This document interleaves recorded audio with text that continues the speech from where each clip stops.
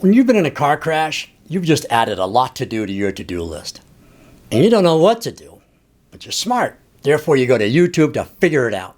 I'm attorney Dave Buckley. Get ready to take some notes because I'm going to give you 10 great questions to ask the other person's insurance company. These questions will help you understand the process, get you more than what you thought you were entitled to receive, and maybe get you a bigger settlement. And by the way, insurance companies hate these questions because it takes money out of their pocket and puts it in yours. Here we go. Let's say Allison is on her way back from the gym and she stopped at a red light. Karen, who's on her phone and not paying attention to the traffic, rear-ends Allison, causing property damage and personal injury to poor Allison. When dealing with issues about her car, Allison should ask the insurance adjuster these questions. 1. Can I get a car rental? Well, since Allison isn't at fault, yes, she can. Even if she doesn't have car rental insurance on her own policy, the other person's insurance company will give her a rental for the time her car is being repaired.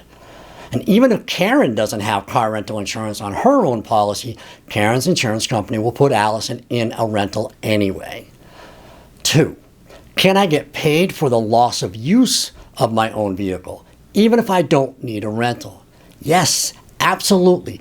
Allison might not need a car because she's working from home or maybe her injuries keep her homebound and she can't go anywhere anyway. But if she's not at fault, she can be paid the daily car rental rate even if she doesn't need a rental. You know, the fact is, if you're not using your car because the other guy crashed into you, make them pay every penny you're owed. 3. If Allison's car is totaled, she should ask, do I have to accept the value your adjuster says my totaled car is worth? No, she does not. She should look up her car's value on NADA.com. NADA stands for National Automobile Dealers Association. Then she should look to see what the car dealers in her area are selling her make and model for. Now she has 2 very persuasive numbers to challenge the lowball value the adjuster is trying to say her car is worth. When dealing with the adjuster about the personal injury she suffered in the crash, Allison should ask these questions. 4. What are your insured's policy limits? A policy limit is the highest amount the insurance company will pay for a claim that the insurance policy covers. Well, what the heck does that even mean? Well, say the person that hit Allison has a 25/50 policy. That means the insurance policy will pay a maximum of $25,000 per person, $50,000 per accident. The answer to this question will let Allison know if the other person's insurance coverage will cover the harm caused to her. 5. What are the reserves on the file?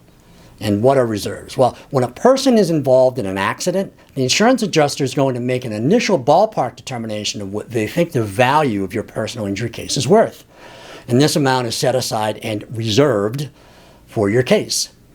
You know, reserves are a closely guarded company secret and they're never going to reveal that information.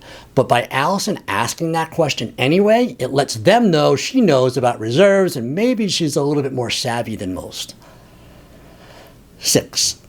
How long have they been an adjuster? Well, new adjusters have been, or I should say new adjusters who have been on the job for 5 years or less are on a short leash when it comes to negotiating a settlement, and they'll often need to get a supervisor to approve any increases to their offer. Adjusters with more than 5 years experience have higher settlement authority and may be willing to negotiate a higher number if they feel it will close the deal. 7. Ask the adjuster if their supervisor has ever overridden any of their offers.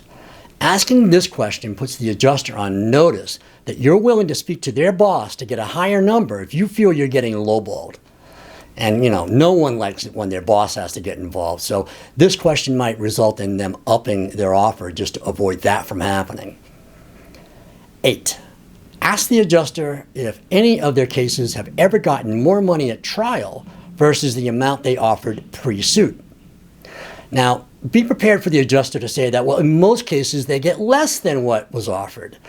But, you know, that's not the point of this question. The point of this question is really putting the adjuster on notice that you're willing to litigate this case if you don't get the offer you're looking for. 9.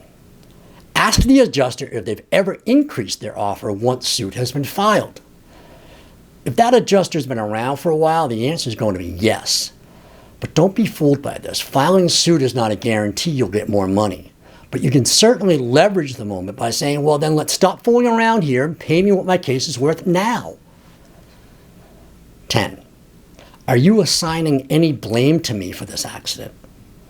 If it's 100% the other person's fault, as in Allison's case, the amount you settle your case for won't be reduced by what's called contribution. However, they might say, yeah, you're 30% contributorily at fault for this accident. And if we're going to pay you, we're going to take that number we're offering you and reduce it by 30%.